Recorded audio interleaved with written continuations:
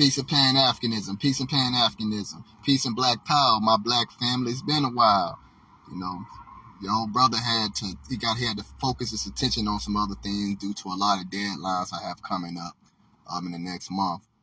But anyway, I want to get on here and talk about those that are around you. You know, those friends, those family members, those associates, even your enemies that are around you. You know what I mean? That when you start talking about revolution, you start talking about empowerment and stuff like that, they feel a certain type of way. They roll their eyes, they shrug their shoulders.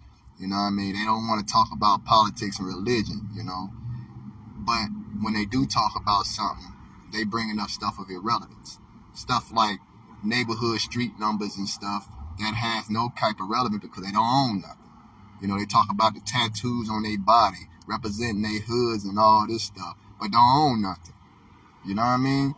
And that irks me because it's like you can't even you rather sit here and demonize your brother or try to impress your brother, make your brother feel bad because you feel you hate yourself too.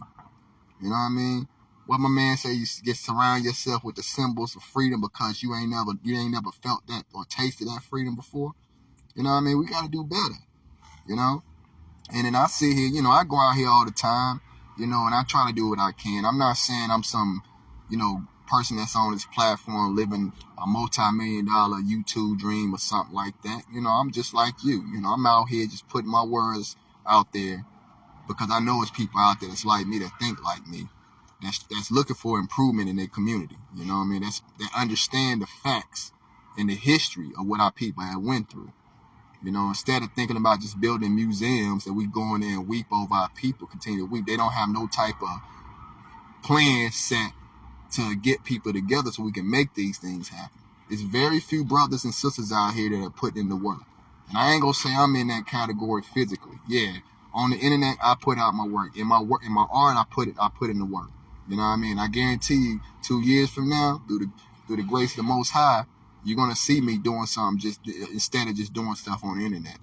Most people, they aim for it right now, got all types of YouTube channels and just busting off, and they still on there holding live sessions for views. We got to do better, black people.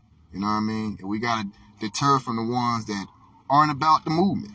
Because at the end of the day, when all this stuff hit the fan, and it is on its way, a lot of them going to start trying to catch the boat.